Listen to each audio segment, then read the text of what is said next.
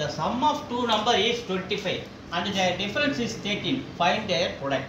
The sum of two numbers x plus y is equal to 25, equation 1, and their difference x minus y is equal to 13, equation 2.